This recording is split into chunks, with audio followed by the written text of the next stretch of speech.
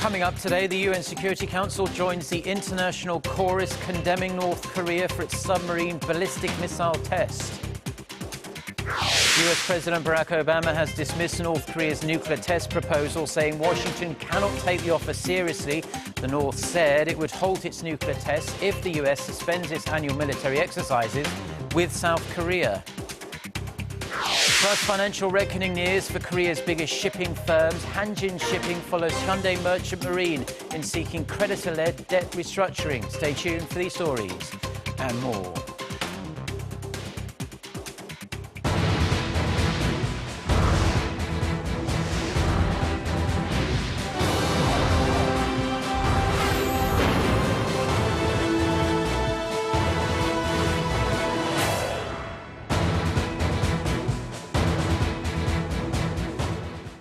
Hello, it's noon on Monday, the 25th of April. You're tuned in to our midday newscast here on Arirang TV. Thank you for joining us. I'm Mark Broom. Our top story this afternoon, the United Nations Security Council has been quick to respond to North Korea's attempt to test fire a submarine-launched ballistic missile. It did so over the weekend. It reiterated that the launch is a clear violation of numerous resolutions adopted by the Council. Kwon So-ah starts us off. The UN Security Council has condemned North Korea's SLBM test and expressed serious concern as it accepted a press statement Sunday signed by all 15 member countries. The statement says North Korea's missile test on Saturday was a clear violation of the Council's resolutions that ban Pyongyang from any type of ballistic missile tests, ranging from a resolution adopted in 2006 to the most recent and toughest one adopted earlier this year. The Council also stressed that failed launches are not an exception and that it'll continue to closely monitor the situation and take further significant measures in line with its previously expressed determination. This marks the fifth time the UN Security Council has accepted statements on North Korea this year. Seoul's foreign ministry said Monday that South Korea, which is not a current member of the UN Security Council, closely cooperated with its allies, including the US, in the adoption of the statement, and assessed Beijing as having complied to its role, just as it had when swiftly approving a statement against Pyongyang's failed launch of a mid-range Musudan ballistic missile on April 15th. Although press statements of this kind are not as powerful as resolutions, officials say the fact that it was approved by all members, including China and Russia, on a non-working day shows how seriously the international community is taking the situation, especially due to the chance of an imminent fifth nuclear test. With Pyongyang ignoring the punishments in the form of inspections of cargo, travel bans, economic and financial sanctions, some experts say North Korea's closest ally China should take the next step, such as severing oil exports that would severely hurt the North's overall economy. Kwon So-ah, Arirang News. Now, despite the international condemnation, North Korea is expected to carry out more submarine-launched ballistic missile tests in the future. South Korea's military said Monday that North Korea will continue to upgrade its SLBM arsenal to the point where it could threaten the continental United States. Experts believe Pyongyang's goal is to load SLBMs into a 3,000-ton submarine with a range of 2,000 kilometers. It's expected that North Korea will start developing 3,000-ton submarines that are capable of firing several SLBMs in quick succession. US President Barack Obama has dismissed North Korea's nuclear test proposal a day after North Korea's foreign minister said his country was ready to halt its nuclear tests if the United States suspends its annual military exercises with South Korea. Connie Kim reports. If North Korea shows seriousness in denuclearizing the Korean peninsula, the U.S. will be prepared to hold conversations with Pyongyang. U.S. President Barack Obama reiterated his consistent stance regarding North Korea in a joint press conference with German Chancellor Angela Merkel in Germany on Sunday. Obama's remarks come as North Korea's Foreign Minister Ri Su-yong told the Associated Press that Pyongyang is ready to halt nuclear tests if Seoul and Washington stop the annual South Korea-U.S. military exercises. The largest joint exercises held to date are being conducted in the South this year, which the North views as a rehearsal for war. In regards to the North's recent submarine-launched ballistic missile test, Obama said Washington is analyzing the recent actions. Although more often than not, they fail in many of these tests. They gain knowledge each time they engage in these tests, and we take it very seriously, and so do our allies, and so does the entire world. Obama added that Washington will continue to work closely with Seoul and Tokyo to protect its citizens and its allies. The U.S. president also urged China, North Korea's closest ally, to increase pressure on the North and said the level of cooperation between Washington and Beijing has not reached optimum levels. If the North does conduct a fifth nuclear test, Washington is expected to push for the limiting of oil imports to the North and blacklisting of individuals or companies engaging in trade with Pyongyang, measures that Beijing has been consistently opposed to. Connie Kim, Arirang News. Now over at South Korea's National Assembly, and the three major political parties are busy pursuing different agendas on this Monday. The ruling Saenuri Party is focusing on national security, with the party's floor leader criticizing North Korea for its submarine-launched ballistic missile test. During a meeting of the party's representatives and a standing committee, the party leadership stressed the need to boost security while urging the North to return to the negotiating table and abandon its nuclear ambitions. The main opposition Minju Party of Korea's leadership is back in the Honam region for the first time since the general election, hoping to regain the trust of locals, most of whom voted for the minor People's Party in the election. The party's interim leader, Kim Jong-in, is forging ahead to accomplish the party's goal to bring Samsung Electronics' future car plant to that region.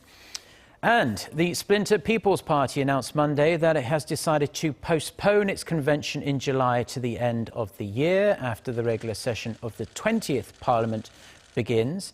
The party's floor leader said the camp will maintain its dual leadership structure and needs to focus on recruiting more talent for regional elections in 2018. Now, greater competition and falling demand have left Korea's once strong shipping industry in choppy waters. Two of the country's biggest shipping companies are facing liquidity shortages and are finding themselves increasingly isolated as other firms have decided that there is strength in numbers. Kim Byung-hyun has more. Korea's top container ship operator Hanjin Shipping has decided to seek a debt settlement agreement with its creditors, including Korea Development Bank. Hanjin joins its rival Hyundai Merchant Marine, which is already a month into a partial debt settlement.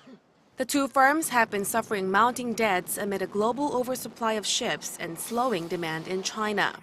Hanjin Shipping and Hyundai Merchant Marine's total debt reached $4.87 billion and $4.17 billion respectively as of the end of last year. The two companies' fate now lies with their ship rental negotiations with foreign ship owners. Korea Development Bank has made it clear that a cut in charter fees is a precondition for the extension of debt maturity and fresh loans for Hyundai Merchant Marine. Hanjin Shipping faces similar conditions. Restructuring should be done based on the creditor's decision. If it does not work out, then the government could intervene. Experts predict the firms will experience a further slowdown as world shipping giants have announced the creation of a new alliance called the Ocean Alliance next year to counter the M2 alliance formed by world's top two shipping operators, Maersk and MSC. The government is set to hold an emergency meeting with industry professionals to discuss new strategies to deal with the current slowdown and the latest reform in the global shipping industry. Kim Mo-gyun, Arirang News. Now, despite slowing growth in China, the world's second largest economy remains firmly on track to becoming the world's largest economy. That's according to UK-based Oxford Economics, which says China will make up over 26% of the global GDP by 2026. This is in real GDP terms using the pegged exchange rate for 2010.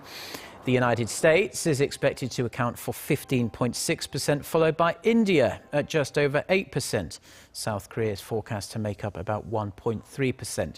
The report says the global economy is expected to grow at a rate of 3.5% over the next 10 years in terms of purchasing power parity, adjusted exchange rates, which adjust price differences across the different countries of the world, and that is down from the 3.8% growth seen between the year 2000 and 2014. Now, long-term slow growth has already begun for Korea's economy, this according to local economists. A survey conducted by the Federation of Korean Industries earlier this month shows that 70% of the 61 economists surveyed said the nation had already entered a period of slower economic growth, with 80% citing weakening economic strength. The experts say the nation is facing a delay in economic reforms, a loss of competitiveness against Chinese company and income balance. Over 90% said it would be difficult for the Korean economy to recover, even when the global economy bounces back. Now, more Koreans think it's okay not to get married. Daumsoft, which is a big data analyst business, studied nearly 75 million blog posts and 9 billion tweets to find that unmarried was mentioned over 19,000 times this year so far. And this is up over 700% from 2,400 mentions in 2011. Single living was also an increasingly common phrase, while mentions of love decreased by about 12,000 last year from the previous year.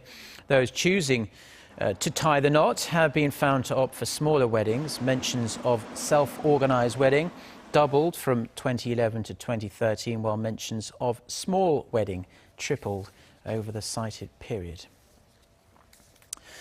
Now, good news for commuters in Seoul, because it will soon be easier to take Seoul's subway line 9, unofficially dubbed the Hell Train, for being jam-packed with commuters each and every rush hour. The Seoul city government said Monday that it will test run trains from August to October, and during that period 8 more trains will be added throughout the day.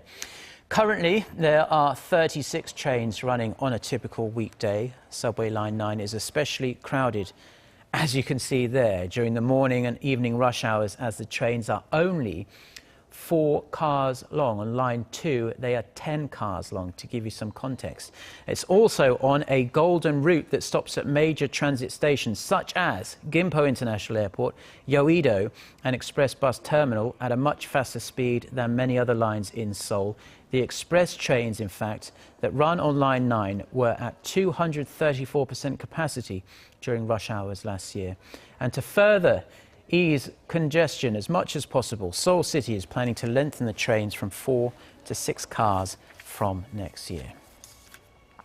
Now, the petals of Korea's well-known cherry blossoms have all fallen to the ground now, but tulips are now in full bloom. Our Kim Hae-sung tells us about the second wave of spring flowers.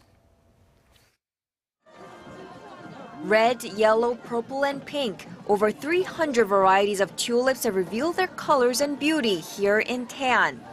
The brisk wind hasn't deterred locals and tourists who are busy taking pictures of the flowers, including plenty of selfies.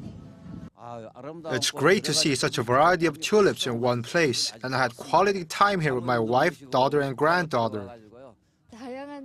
These tulips are so pretty. I took lots of pictures today to capture the moment. Visitors can walk through the gardens as colorful tulips dance along with the wind. The theme of this year's Tulip Festival is the Garden of Artists. More than 1 million tulips are blooming in harmony, creating a beautiful panorama. These tulips form images of famous artworks such as Mona Lisa and well-known figures like Marilyn Monroe. After sunset, tulips are lit by 6 million LED lights, creating a romantic atmosphere. Taean Tulip Festival was selected as one of the world's top 5 tulip festivals last year and recognized for its advanced planting technique.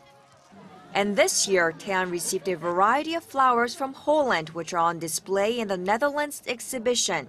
Festival organizer Han Pyong-hee says he expects more tourists to visit this year. More than 320,000 tourists visited Taean Tulip Festival last year, creating an economic impact of around $35 million. This year, we expect more than 400,000 to come visit. Some more economic effect is expected. Taean Tulip Festival runs from April the 16th to May the 8th, but the best time to see the tulips is from the last week of April to early May. Kim Hae-sung, Arirang News, Taean. Now, we've seen a variety of solid objects created with the use of 3D printing technology, but now researchers in the United States have found a way to print both solid and liquid materials at the same time. Park Se-young has the details. This robotic dog is electrically powered and hydraulically actuated. Once hooked up to a battery source, the motor pressurizes the oil inside the robot and creates movement. Actuators using oil pressure do the best job simulating human muscles, which are fast and strong. Robots like this are difficult to make, but researchers at MIT have developed a breakthrough technique enabling the printing of a working robot on one 3D printer from a single print.